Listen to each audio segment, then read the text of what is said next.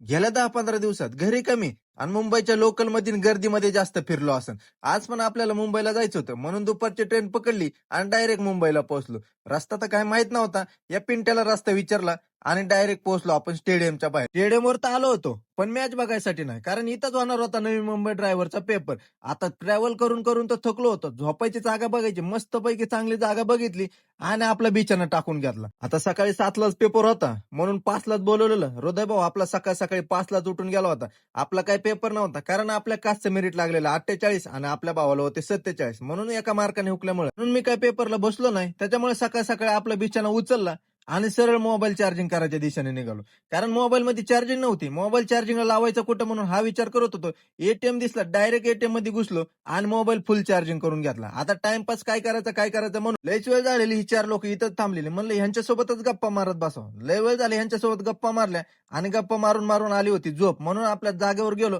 आणि डायरेक्ट आतरून टाकलं. मस्तपैकी आतरून टाकलं आणि ताणून दिली. माझी एक झोप पूर्ण उस्तर आपल्या हृदय शेठचा तर पेपर संपलेला आणि तो बाहेर पण आलेला, म्हणून लगेच आपला पसारा उचलला आणि घराच्या दिशेने निघालो. पण जायच्या आधी नाश्ता तो बनताय ना, क्योंकि खाली पेट मेरी दिमाग की बत्ती नाही जलती, म्हणून मस्तपैकी लोकल पकडली आणि या ठाण्याच्या गर्दीमध्ये येऊन पडलो. गर्दीतून रस्ता काढत काढत, स्टेशनवर टाइमपास करत करत, लोकलवर लोकल, ट्रेनवर ट्रेन बदलून आपण पोहोचलो होतो आता पुणे स्टेशनला. आता 2 दिवस झालं गाडी पार्किंगला लागूनच होती. आता 2 दिवस लागले म्हणल्यावर कबुतराने डायरेक्ट याला आपलं घरच समजलं होतं. याला कबूतर खानच बनवून टाकलं होतं.